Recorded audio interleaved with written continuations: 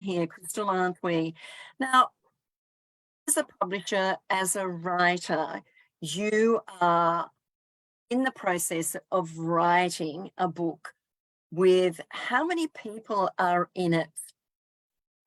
So we are currently, actually, there's quite a lot of books that I'm doing right now. So I've got 3 multi-author books in different stages.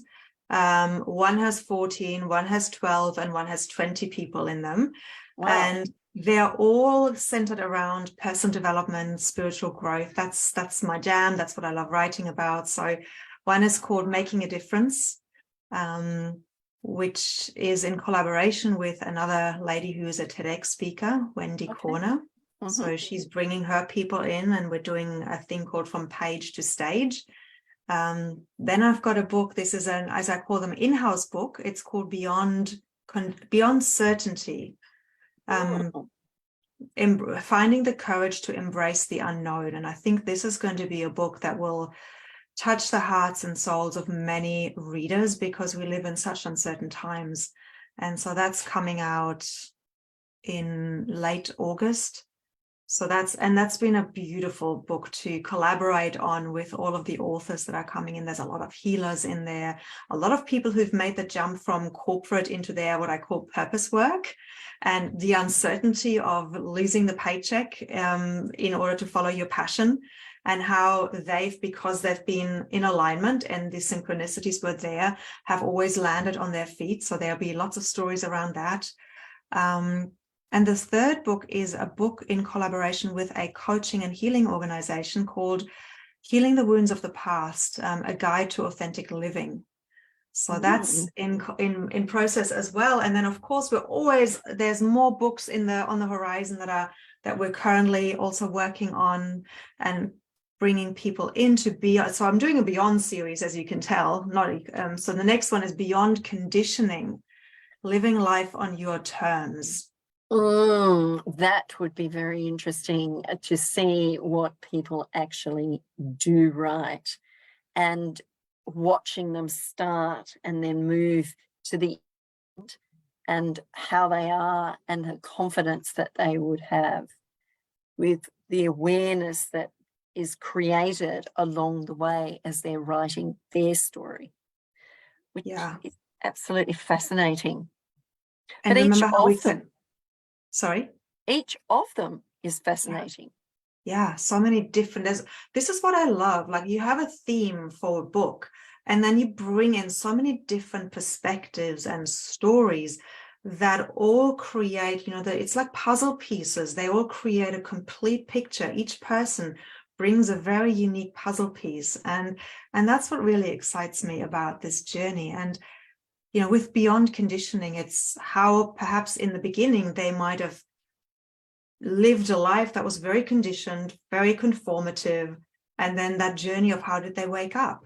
What woke them up to who they actually are and their authentic self? And how do they now inspire others to also wake up? I think that could be very exciting. You'll see some amazing stories in there. You'll see those people just growing. That's exciting in itself, without even having the book finished.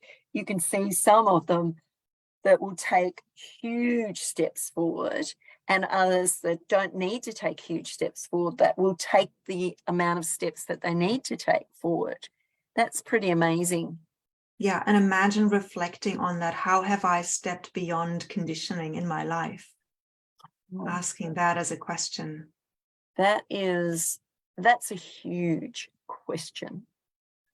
Yeah. And to be answered, it will take a while to answer that question, because when you're moving beyond conditioning, you've got to realize that you're in that conditioning and why you were there and how you moved out of it and where you are and where you're going and how you're going to get there and your why you want to get there. That's pretty amazing stuff. That's exciting. You've got, now name the 3 books again. So the ones that are currently already in production are the Making a Difference, beyond certainty. Sorry, my son is in the background. Right. They can't contain themselves. Beyond certainty, then the healing the wounds of the past. Then there's beyond conditioning, and then there's actually the next one after that will be beyond endings. And that one is about reveling in the inner winter of self-reflection, reveling in the inner winter of self-reflection. And that came out of my realization that a lot of people feel a lot of shame around endings. Could be an ending of a friendship or a marriage or a life or whatever it might be.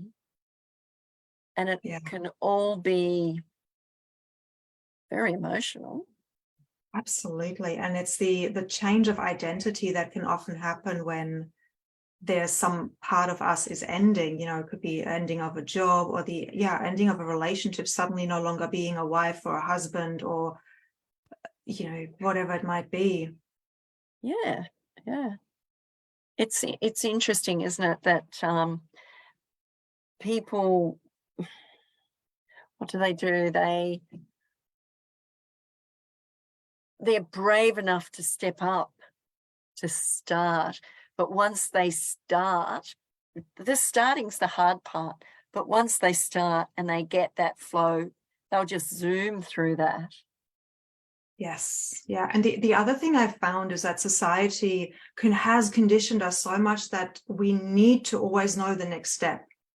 That we can't just take a break. We can't just, as I said, revel in the inner winter and just be in the void, be in this, I don't know who I am now. I don't know what I'm going to do next. And just to allow that stillness, allow that space for reflection and normalize that and really celebrate rites of passage rather than always chasing this next thing and the doing. The shiny objects. Yes. I keep saying these business owners keep chasing these shiny objects when they've got it right here, right now. They don't need anything else than what they have within them. They just need to slow down enough to realize it. Yes. Realize it. Yeah. Yes. And that's interesting in itself. People have to realize that, yes, there's the shiny objects. I look at things and you know how you have emails and things pop into your inbox all the time and you think, oh, wonder what that is. No, not looking at that. And it's interesting because you have to stop yourself from looking at those shiny objects because what you have is within you. And that's hopefully what I bring out in the people that I work with. What's within them is all they need. And when I see it, when I'm working with someone, excuse me, when I see it, it is so exciting. And then I nag at them and I say, oh, I'm nagging again, but you have to realize this is what you don't do. When we have more input than output, we start to doubt ourselves. So I think if we don't sit enough in ourselves and express our creative energy or, write from our heart or, but we're constantly feeding ourselves with external things and we go into comparison and that then sends us into a spin and we'll never find our unique essence and we'll never become successful because we'll always be trying to be what somebody else is. So again, it requires that stillness to be with ourselves, to allow whatever unique essence wants to come through us. And writing is a great way of doing that, just to writing down our thoughts. What makes me unique? Why do I do what I do? All those questions, to write them down will then give us that clarity and the next step that we need to take to be more fulfilled, more authentic, and more successful. And authentic is what it is, original and authentic. And being real and honest with yourself. And I would always write down, if there was a challenge or if there was an issue, I would always write it down. Always.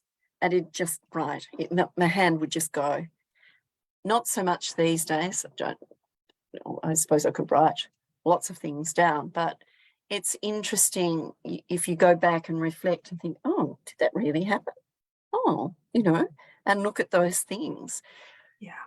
But I think what we as humans, and I'll call us humans because we're male and female, we need to reflect, as you say, on who we are and what we want, and be true and honest with ourselves so that the real us can come out and be seen and heard, because that's what it's all about, being seen and heard, because we hide a lot.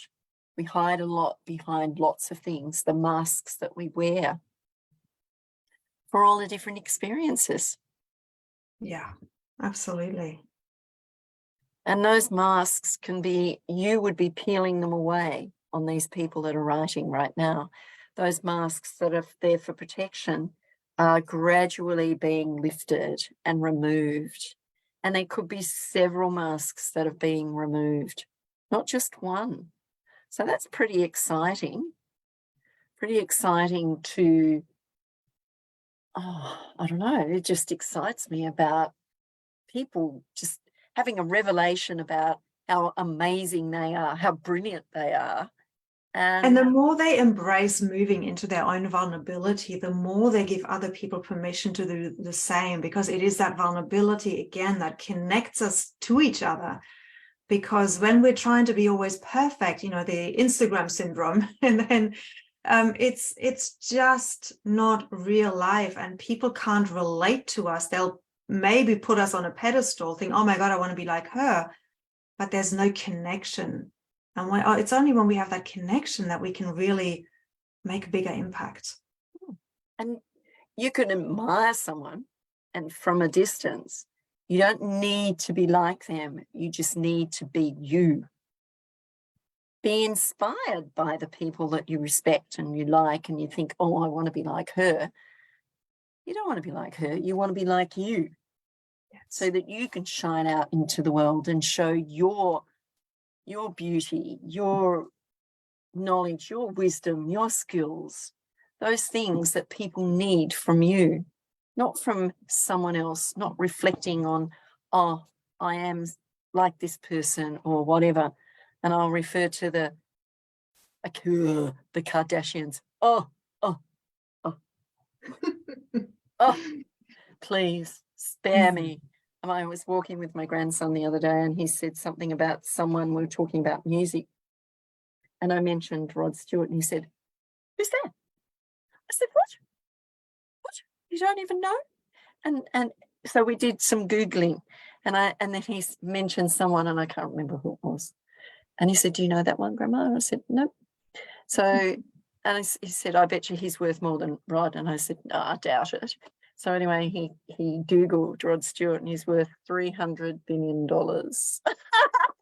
And this other fellow was worth 300,000 or something.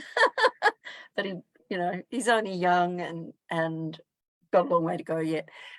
But it's really interesting to have those conversations, because young people know people that you don't know, and you know people that they don't know that have been around forever.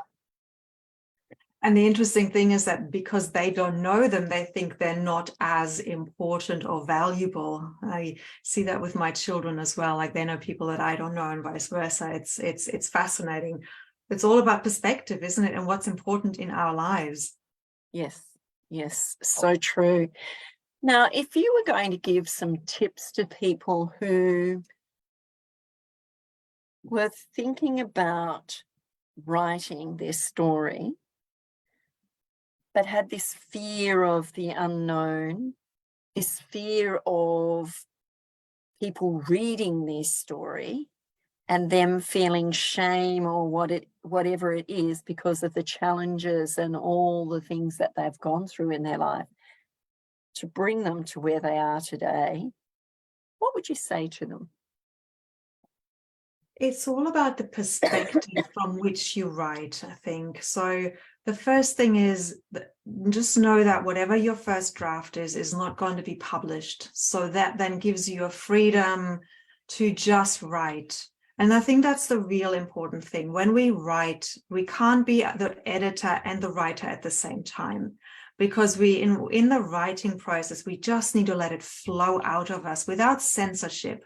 And often that's when we write the best work. When we're censoring it while we're writing, it just feels stifled and controlled and constrained. So just give yourself permission to just write. And then you can look at it from the editor's perspective, thinking, well, have I said anything that puts me in a light that maybe I don't want to be seen in?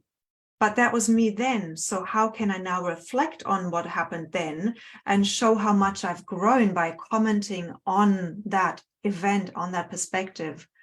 And in that sense, the vulnerability, that feeling just goes, because we have now a processed experience. We're now sharing a wisdom, and people will be able to relate to that story, because probably many people will have been in that very similar situation. So true. And we can reflect back on things that have happened in our lives and think, oh, I don't want to share that. Oh, no, I'm not going to share that. No, but there's always someone out there, as you said, that has a similar situation or the same situation. And once someone relates to it, then they can move on in their life too when they read it. Yeah, and it gives them the freedom to perhaps release their own shame around a certain topic. Yeah, so true. Now, it's time to go, because the show has ended and we've had a fabulous